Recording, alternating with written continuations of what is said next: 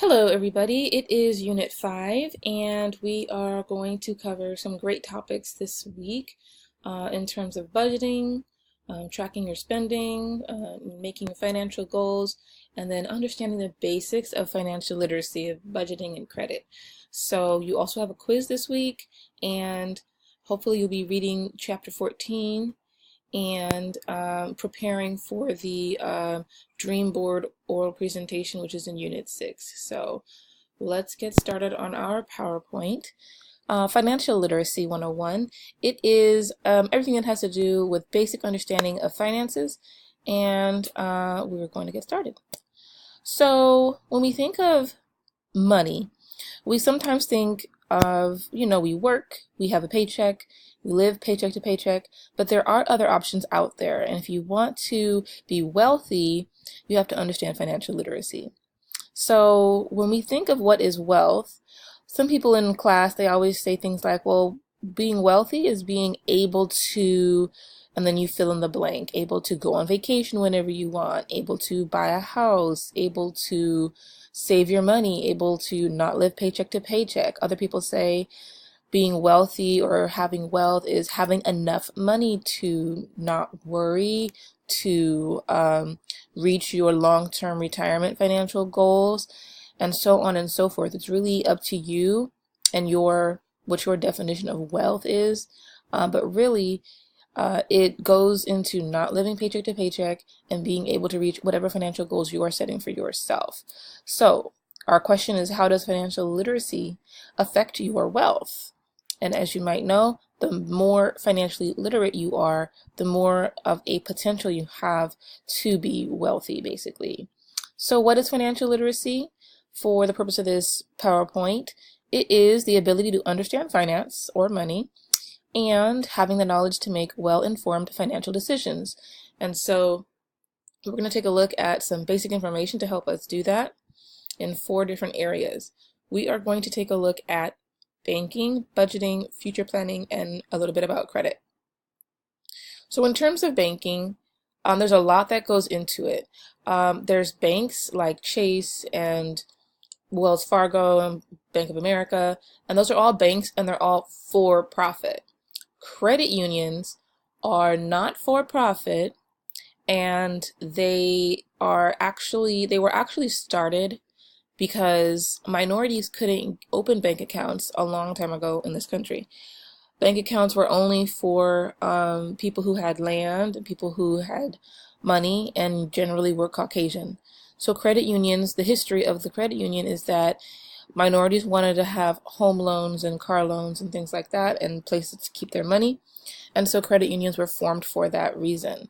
So it's just whatever institution you choose to keep your money at, it's better than having no account, or as I like to say, the mattress account, where you keep your money under your mattress at home. That's not very good. Being FDIC insured means that your bank or your credit union is insured by the government, and should the bank close down, your money is still good, basically. They'll ensure that your money is still going to be there. So at banks and at credit unions, they have savings and checking accounts. Sometimes there's stipulations, like at banks, for your savings account to have like a minimum balance or direct deposit. Otherwise, you get a fee. There's so many fees that go into the banking savings and checking account. They have fees for everything. The credit union, however, again, it is the nonprofit option, and it will have less fees, and it'd be more so of an organization based on helping their customers as opposed to charging you with fees and trying to make money off of your fees, basically. So they both have ATM debit cards and offer checks. Most people these days, most young folks, they don't really use checks anymore. It's just ATM and debit card. The benefit of having a bank account, basically, you're going to build a loan history, so that way maybe you get a small loan, and it will help you, when you pay it back, it will help you build loan history so that you can get a larger loan later. Larger loans would be like for cars, for houses, to start businesses, things like that. So it's good to have a financial record in a bank account or a credit union. You'd want to consider, when you choose an institution, the location and the hours. If you work 9 to 5 and your bank is only open 9 to 5, then it would be hard to get to the bank to handle business, right? So you just want to check that the locations and hours are convenient. I know for my credit union, Schools First Credit Union, it has after hours, and it has Saturday hours, and it has other locations in like Stater Brothers and places like that. So they're not only located in the credit union, they have convenient locations for their customers as well. The online banking is definitely a benefit of the bank and credit union. However, like when I was with my bank, it was kind of hard to do online banking because it was not real time. So when I would go look for my balance, see how much money was in my bank account, and then try to go spend that money, even if it was like $20 at the time, right? I would go and I would try to spend the $20, but come to find out it was not up to date, and something else, some other transaction would have came through, and then now I have less than $20, but think I have $20, and now I'm charging too many things to my ATM card and getting an overdraft fee because there wasn't enough money in the account for the transactions going through. So they slapped me with a $25 fee, and so that's what you want to avoid. So with online banking at the credit union, it is real time. So it has an area for all your past transactions and an area on the website to see pending transactions. So that way you know exactly how much money you have in your account at all times, and you will not get those overdraft fees or bounce check fees as long as you check. Bouncing checks is when you don't have the money in your bank account. You write the check and you pay somebody with it. They go to cash the check at their financial institution, and then your financial institution bounces it back to them and charges you a fee because that is, again, an overdraft and a bounce check fee. So you want to avoid that. You always want to know how much is in your bank account and keep track of that. Because fees are just a way for the banks to make money off you, and you don't want that. You want to keep your money because you worked hard for it. You don't want there to be a minimum balance because sometimes if you go below your minimum balance in your bank account, your bank will charge you a fee. So you want to avoid that if you want a free savings and checking account. So it's always good to check and track your expenses, and that way you know exactly where your money is going. So we're going to talk about how to do that and how to determine what we actually need and what we actually want.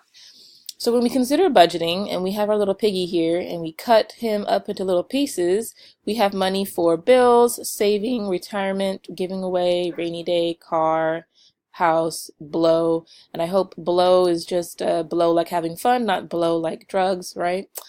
So what we do in budgeting is we look at what we have and where it's going. So we take our calculator and our pen, and you realize, oh my gosh, I'm broke. And so then you're like, oh my gosh, I'm going to start stressing out. And then you reach for the calculator or pen again, and you go in this cycle. So we don't want it to be some scary thing or thing you hate in terms of budgeting, but rather we want it to be a strategy or a tool, in a sense, to help you determine what your needs are versus what your wants are, because that's going to help you budget. So we're going to look at that. So some budgeting basics. First of all, you always should pay yourself first in order to save. Now, this might seem foreign to some people, but if you start now as students with this concept, you will always be able to save because you'll be accustomed to it. So basically, when you get your first paycheck, determine how much of this you want to save, and then take that off the top, put it in your savings account, and live off the rest of your check. Okay, so that's that 10-90 rule there. Live off of 90%, save 10% or more.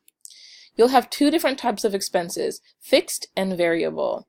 Fixed expenses do not change, such as rent, insurance, maybe your cell phone bill if it has a fixed rate, things like that. Variable expenses change, like utilities, gas, water, electric, cell phone if it's not a fixed cell phone bill and if it can change. Your grocery bill changes, and other bills that you will have are variable expenses. Now you can have needs and wants in either category, in fixed or variable category, but it's up to you to determine how much money these things are going to really cost you in order to budget appropriately. So a lot of times we as Americans love to overspend, but really if we live within our means and we don't overspend, then we can make our budgets work. So let's take a look at how to do that. Budget activity, yay! Okay, so the 6 steps to budgeting. Number 1, have short and long-term goals in mind, and these are financial goals. Number 2, you're going to make 2 columns labeled needs and wants, and list your expenses in each column. Then you assign the expenses and you leave room for variable bills. Basically, you can inflate the amount of a bill if you think it will go up or down throughout the year, and that will help you to budget better. Then you calculate your income and subtract your needs from your income. It's that simple. So if your needs are more than your income, then you need to make more money or need less things. If your income is more than your needs, then you have enough money to budget and save.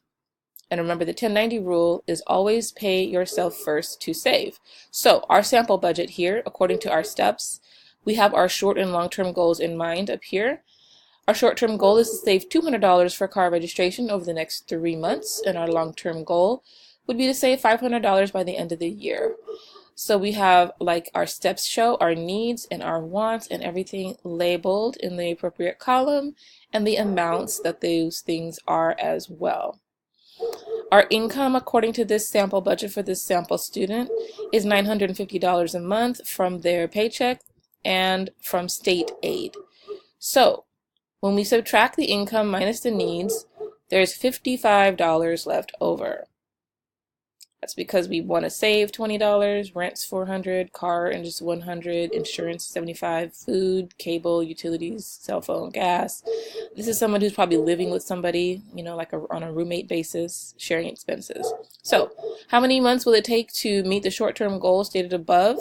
That's $55. So you'd have to divide 200 by 55, and it would approximately take you about 3.6 months. Okay, so you're almost going to reach this goal with this budget.